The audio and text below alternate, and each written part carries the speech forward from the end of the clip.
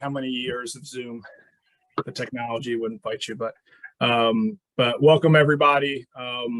We're really excited. This is the first time we've done something like this. I'm Joe Acquaviva. I'm the head coach at Franklin Marshall College. I would say, like, when we went through COVID, one thing we learned is, like, there's a lot of forms of communication that we could probably utilize.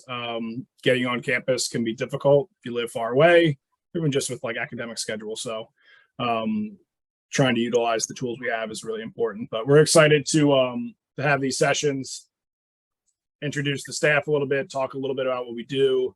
And then tonight we'll have some student athletes on. Tomorrow we'll have some alumni. And then after that, we'll kind of talk about next steps. But I'm gonna hand it over to Coach O.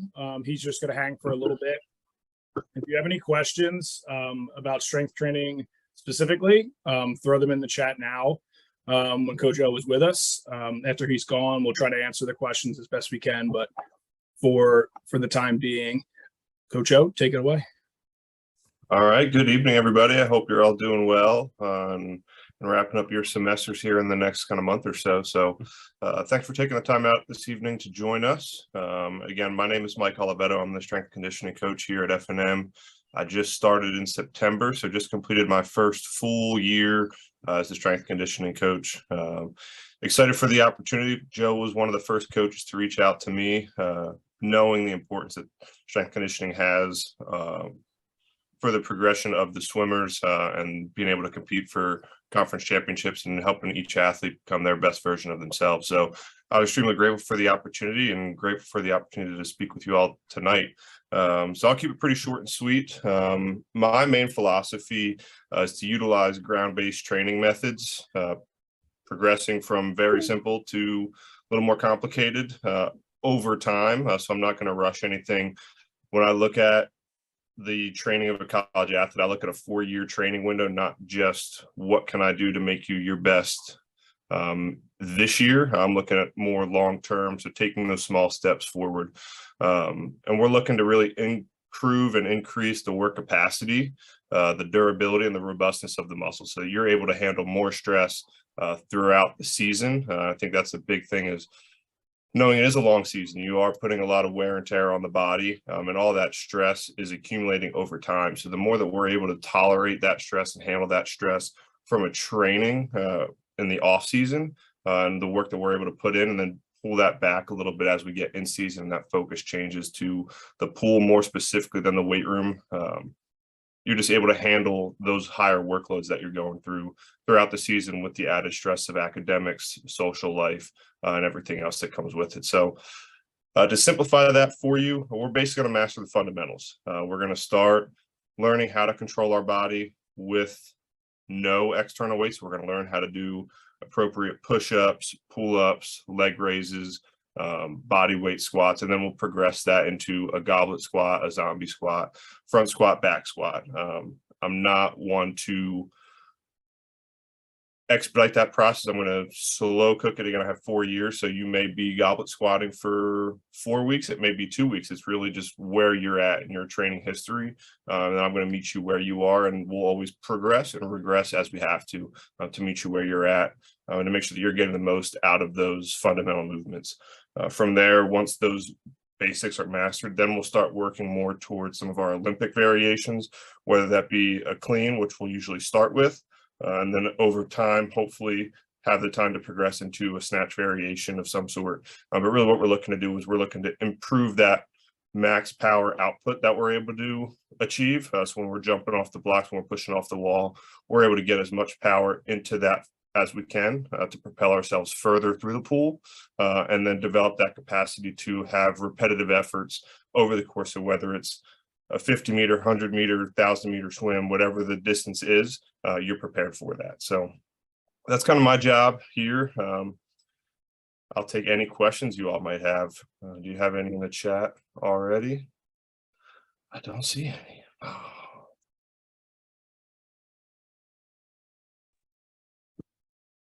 All right, looks like you get off easy. If we get anything in the chat, I can text you or get the answer tomorrow night. Yeah, absolutely. I'm happy to answer any questions you all might have, especially again as you look from transitioning from high school to college, there is a progression that happens along the way.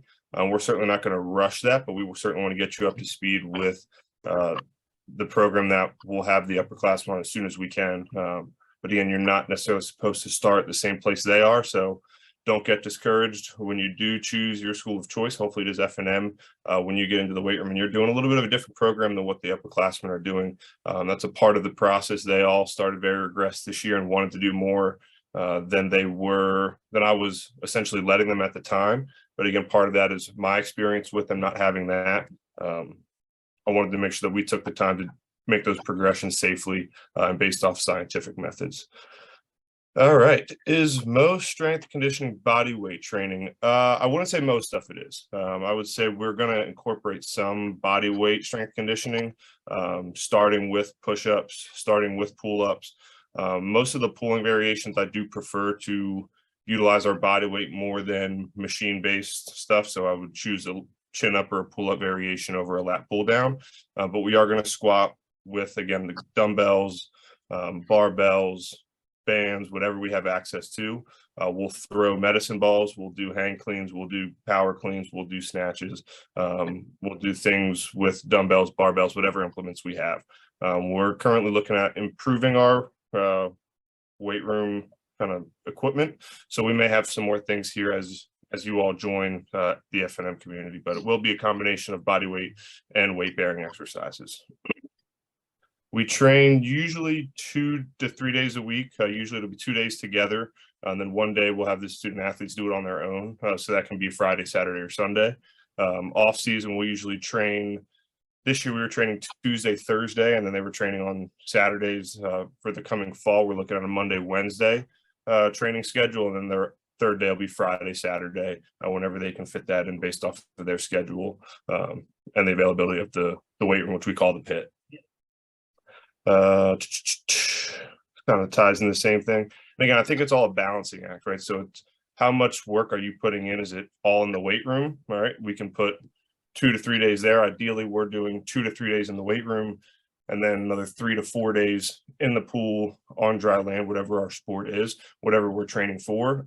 Again, knowing what the most important thing is usually the sport itself. It's not necessarily the training that goes on behind the scenes. That's to supplement everything else that goes on. So you're looking to be the best you can be in the pool, not necessarily be an Olympic weightlifter or a world record breaking power lifter or anything of that. You want to be the best swimmer you can be. And I'm trying to help you get to that level. So make sure you're not doing too much that detracts from your work that you're doing in the pool.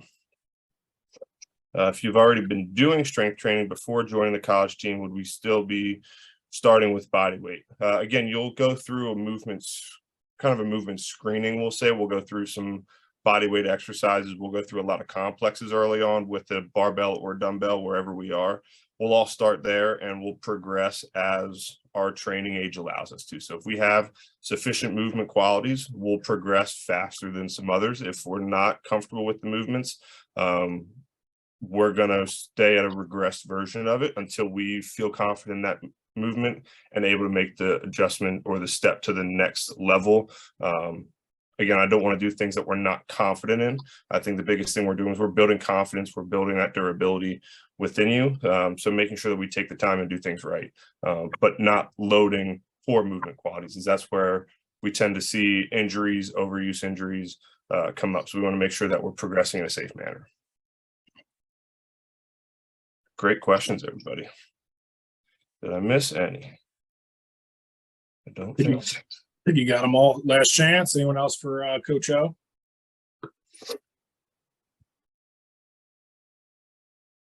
All right.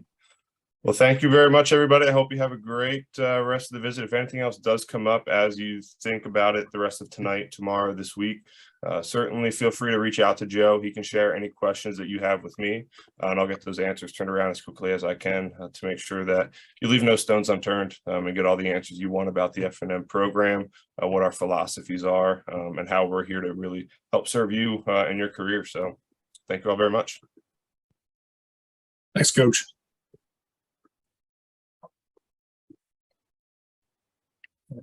So I do want to talk about a few people who help us do what we do. Let me unspotlight him. Cool. So basically the D3 level, I think every school is a little bit different, but the one thing that we have is just a ton of resources. We're not going to force anything on anyone. We have them there. We try to educate our student athletes about what resources we have and different opportunities to use them. Coach O is someone that everyone will use. I will say that, but I tried to make a list here. Let's see. So 2 full-time coaches, Coach Lauren, myself. We're working on some part-time coaches. Coach O is our strength trainer. We do have sports medicine. We have 4 people in the sports medicine suite that help us out. We have 1 person who is our sports specific person, but if you need treatment outside of her hours, you can go to any of the 4. They're fantastic down there. They do a lot of injury prevention, or if you have maybe a lingering injury, they can help you out. And just to stay on top of it, we don't see a lot of new injuries. It's more taking care of the old stuff. And the older you get, the more important that is. Just on campus, we also have a nutritionist. There's a couple of sports massage people who are not affiliated with the college, but will give us deals so you can work with them. We have a health and wellness center that also has a mental health services and counseling component. That is the first couple sessions are free, and then they go to your insurance. We have a sports psych person that we've worked with in the past. There's counseling services. I think I wrote that twice. And then there's someone on campus known as Dip Cares, which is basically like if any professor or coaches think you're struggling, like they'll reach out. They meet every Tuesday and they try to figure out how to help people. I think what you'll find with the F&M community is the collaboration is really important. So those are all kind of physical, mental things. On the academic side, we also have a ton of resources. We have each of the 5 houses. We have 5 houses, which the student athletes will talk more about later, but each house has academic resources. And then there's a learning specialist on campus who they'll reach out to us and connect with us whenever if there's ever any issues or concerns, they'll reach out to us. This is my first year, but I would say I had at least a dozen conversations. Some are just check-ins. Some are like, hey, something else was going on in someone's life. Can you just make sure, this is fine, since we're a point of contact on a daily basis. So the campus itself is awesome. Everyone's working to try to set everyone up all the student athletes to be in a position to succeed. So there's a lot of resources. Lauren, you want to introduce yourself, and then I can probably formally introduce myself because I seem to have skipped over that part. I did mute you, by the way, so hit unmute.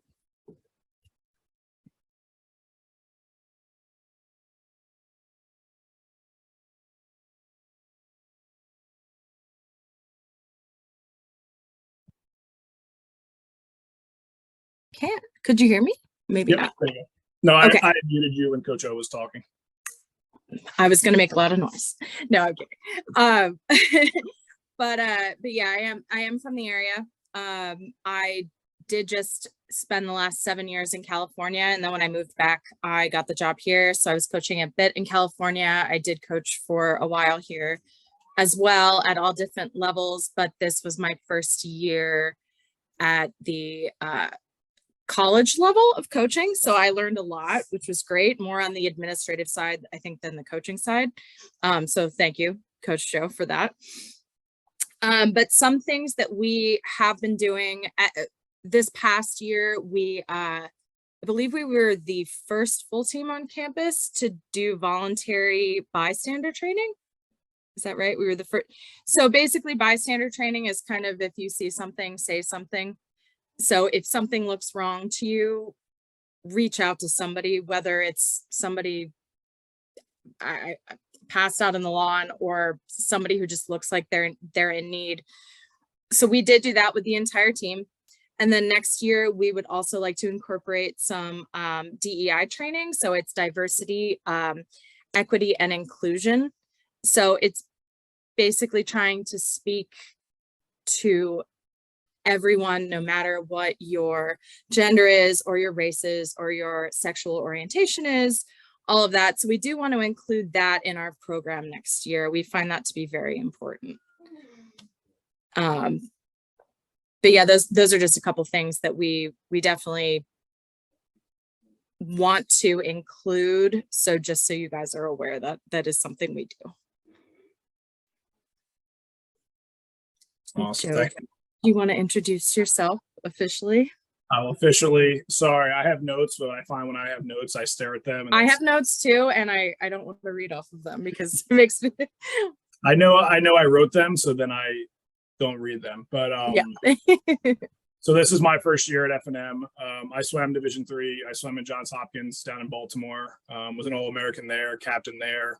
Stayed in Baltimore to get my master's degree. I was coaching 2 jobs at the time, a local club team and helping out with the college team.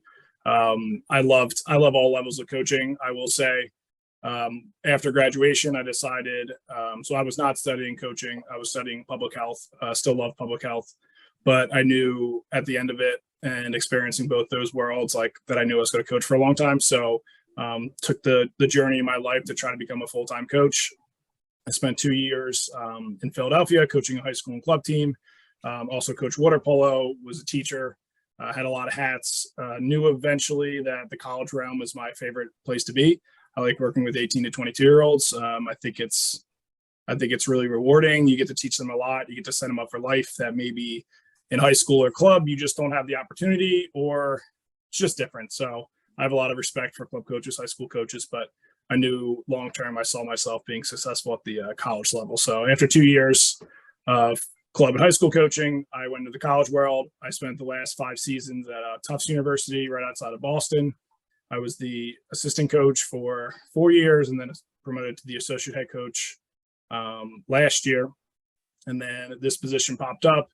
I always said, like, if I was going to leave, it was going to be for a good position. So being local, being from right outside of Philadelphia, like I knew F&M. I swam in our awesome pool a couple times. This is the pool behind me. I'm not there currently. This is just a photo, but the facilities are first rate. And through my interview process and learning about the community and the team members, like I knew the program was set up for something special. So first year went pretty quick. We had a lot of changes, but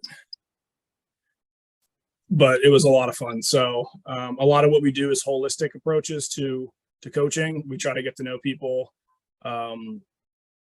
as people, as the swimmers as people. Really, we feel like that's the biggest impact. So when Lauren talks about DEI, all the opportunities, like we think the more people can be themselves, then the better that's going to lead to academics, personal development, swimming, all that fun stuff. So a lot of what we do is focusing on the whole person. Let's see. I will actually go to the schedule now. In terms of swimming, I would say what we do is differentiate a lot.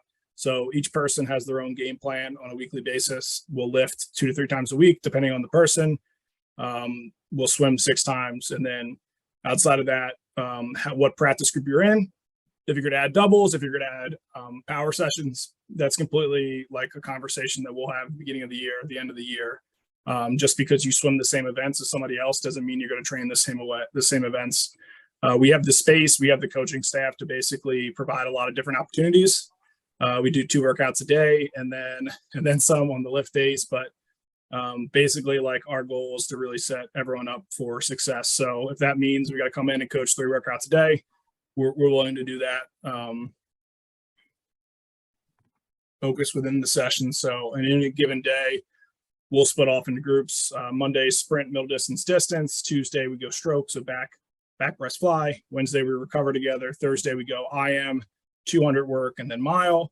Friday, it's just the women, just the men.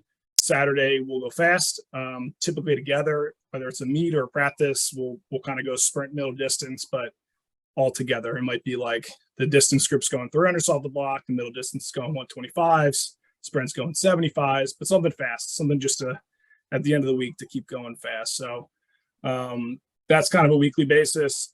Even when your schedule's set, like if you're someone who kind of splits groups and the set on a Monday looks awesome for sprint, but you're supposed to be a middle distance, like if you're excited about it, usually it's just a short conversation. It's like, hey, like, why do you like this? Awesome. This is the focus. So if you're going to nail that better in sprint, go do that. So a lot of collaboration, even on the pool deck, even in coaching. I think the season ends up being pretty short. So if you can, on a daily basis, do something that's going to make you a little bit better than another group, then we're all for it. So I'd say 99% of the time, the answer is yeah, you can do that. I'd say that maybe that one time a year where I read a practice specifically for one person, it's like that's the only time that you would, and we wouldn't share that, but it happens infrequently where it's like, you know what, Lauren needs help with her walls. I thought of this set, it's fantastic. Like she's gonna do this one today. So it happens pretty rarely. Not very often. Yeah. Do you want to talk about leadership, personal growth development? Sure. So one big thing for us, and which I think for those of you that I spoke to on the phone, is communication. So we want to know what you're thinking, what you feel that you need, what you feel that the team needs, which I think in itself is taking on a leadership role. But I mean, we also are very interested in doing different team activities, like perhaps monthly, so that you all have one, common thing that you end up doing together. And we also want you to tell us about outside activities. I mean, we had someone who just graduated last week, and she was editor of the school's literary magazine. So, I mean, there's all sorts of opportunities. I think particularly within the team, because it will take up a lot of your time, but we also want to know what you're doing in classes, like what you're focusing on. And if there is something in particular that you are taking an interest in that moment, we want to know what that is. And that's really important to us. But we're definitely looking for leadership on the team in kind of all sorts of respects. And I don't think that can be pinned down to one thing, like you have to be a captain or what have you. You can take leadership in a lot of different ways, however small they might seem to you at the time. So that's definitely something that we're working on building. Awesome. And this timer's yelling at me. We'll figure that out. So they say technology. Coach Lauren and I are in our 30s, which doesn't seem that old, but we try to catch up to the technology as we go here. Balance is a huge part of what we do. We have a lot of those conversations around if being on the literary magazine is important, like we'll figure out how to make it work. That person that Lauren was talking about would actually come in early 1 day a week. She would swim on her own. And that's okay. Yeah, I mean, and that's fine. And that is, again, it's just communication. It's a conversation that you have with us. When can you be here? Do you want to come to the early practice? Do you want to come to the late practice? Do you need to come in at 6 a.m? It's just talking to us about it. Yeah, again, like 99% of the time, we'll probably be able to work with you. If you're trying to be, I don't know a good example here. If you want to be the head of the robotics club and they meet every single day in the afternoon hours and you can't swim at all, like that's probably an example that's like, well, it's not going to work. Like 1 day a week making an exception, 2 days a week making an exception, like we'll figure it out. I can say that person, like she had the best year of her career. So I think part of that was just us being flexible and that side of things alleviating life. But we'll sit down in September. We'll look at your academic schedule. We'll look at your swim groups. We'll talk through that. If we need adjustments, we'll make the adjustments. But everything's trying to figure out the balance of your lives. When you get to college, you have a lot of free time, which some people love, some people hate. The structure, you basically have to figure out structure for yourself. So if we can help create that, that's great. I've even had conversations in the postseason where we can't officially coach them, but we're figuring it out time-wise. So that balance piece is a huge part of what we go for, because we feel if you're not being successful in the classroom, then like, what's the point? If you want to be a doctor and you're not able to work the lab you want on 1 day a week because you can't have practice flexibility, like what's the point of doing what we're doing if we can't do everything at a really, really high level? So that's why we have those conversations. We think they're fun. We think it's really exciting when someone's doing something that's different. Say like at a school like F&M, like if you have 3 things like swimming, academics, and something else that you're really invested in, like that's a really good experience. If you try to do 8 things, you're probably going to burn yourself out. You can maybe stretch to a 4th if you're a very good type of person that way, but usually like 3 things is a really good handle of things. So a lot of flexibility, a lot of conversations, but the expectations are to compete at a really high level. to academically compete at a high level, be prepped, and then hopefully get y'all prepared for life outside of college. That's what I was told once, like the true mark of a college coach is how are your athletes in 10 years. So everything we do is with the learning of 10 years from now.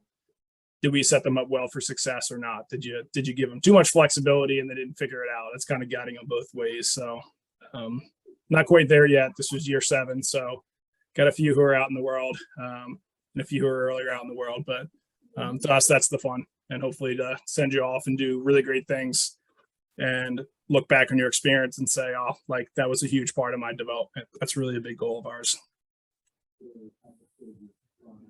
All right, so we're at 40 minutes. Do we have specific questions? So we can talk all day about kind of programming, how we do things. Definitely want to give the opportunity to ask questions to us before we hop on with our student athletes. I can talk all day. I try not to talk all day. I try to make it a conversation, but anything for the good of the group, or if not, I can kind of look over some other questions that I get most often, and I can answer those. All right. So does F&M offer swim scholarships? Good question. So we're Division III. So you see a few different things. We're need-based financial aid, which means the school will match whatever a calculator will tell them, like, this is what your family can contribute.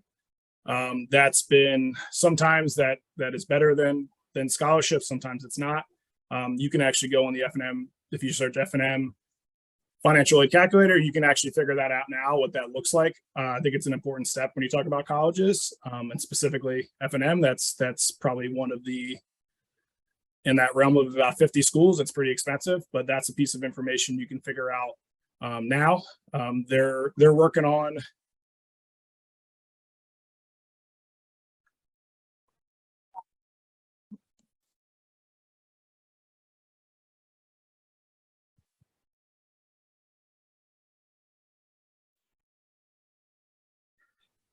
I would say yes and no. Like what we do, we generally have a year-long game plan in terms of yardages. Are they in tune? I think yes and no. I think that's the job of a coach, is to figure out what the student athletes need at a certain point. We'll write a season-long plan in terms of yardage. We'll write focuses on each day. Sometimes though, like we write an awesome practice and we're like, on Wednesday or Monday, we'll focus on cardio. Tuesday, we're going to race. Wednesday's going to be recovery. And sometimes you get to Tuesday and the set on Monday went so well or so poorly that like we have to adjust as coaches. So, like an example of as we got towards championship season, like we realized like we needed to go fast and longer distances. So I forget what the set was. It was probably 2050s, and we knew we needed to nail back half speed. So even though our game plan on that day was to do a broken race, like after we got through the Monday, it was Tuesday, and we said, okay, we need to pivot. We need to call it audible and figure out what's going to work best for them. So really, it's trying to figure out, how to manage each day and figure it out.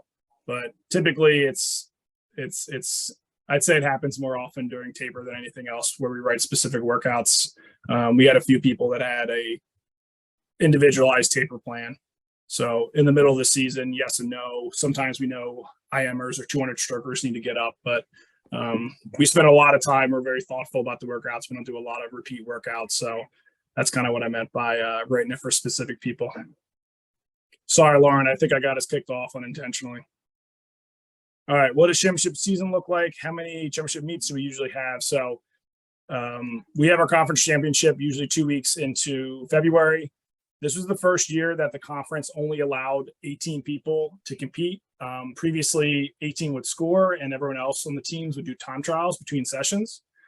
They changed that for a few different reasons, but the middle of the day basically added up to be a very, very long day. So they said, if you're outside of that 18, you can't time trial anymore. So this year we went to a meet at Swarthmore. It was a 2-day meet. We shaved tapered everyone outside of, we named 16 people to the conference team outright and said, okay, we're going to race. Everyone's going to race. And then we'll pick the last 2 spots based on evaluation and what we think is potential at the championship meet. So we did invitational at Swarthmore. 2 weeks later, we did the conference meet, and then nationals would be the meet after that.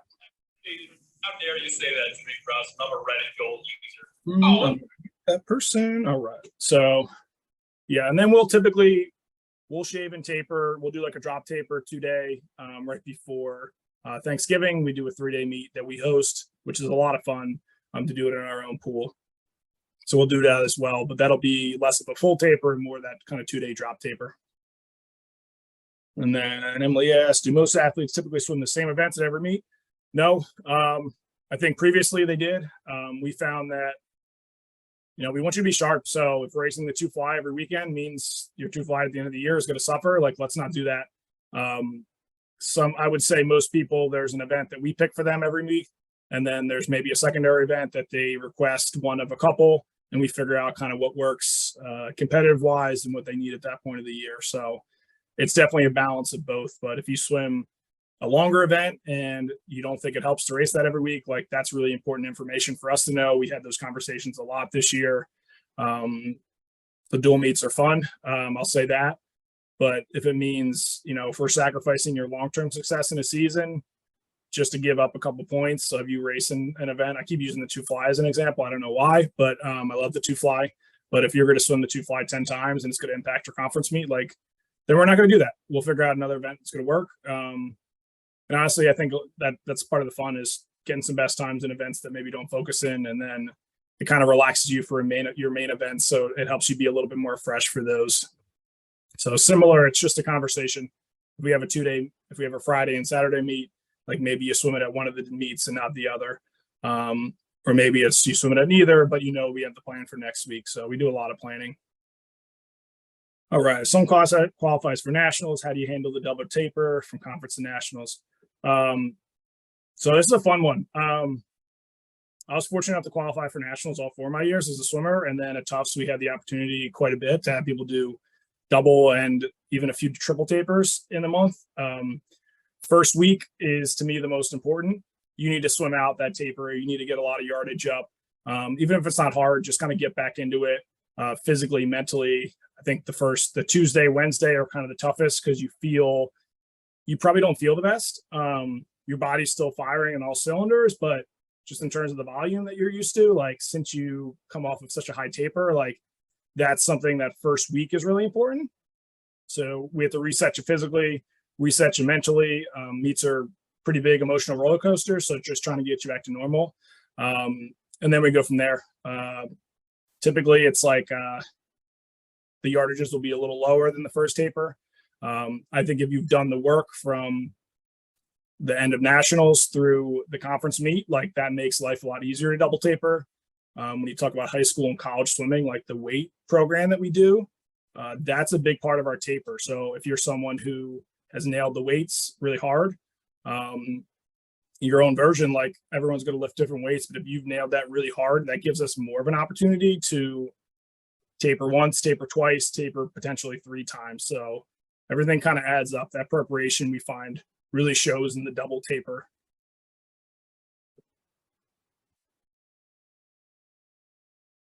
Great questions. I usually get, we talked about holistic, talked about that.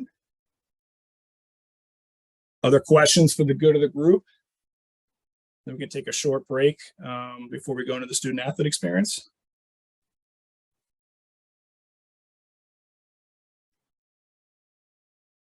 Awesome. Well, if you think of any, you can throw them in the chat next time. You can shoot me an email. I'd say at this level, like at this time of year, like, our goal is to get you as much information as possible. So if tomorrow even you think of a question that we didn't answer tonight, just let us know. We'll figure out a way to get that information to you. For now, we'll take a 10-minute break, and we'll see you back here at 8:20. We'll have our student athletes on. Similar format. We did have some questions that we have prepared, but we'll be most excited for you all to throw some questions in the chat. And then we'll give you some time alone with the student athletes. All right, so I'm going to kick you all off, and we'll join back up in 10 minutes. Sound good?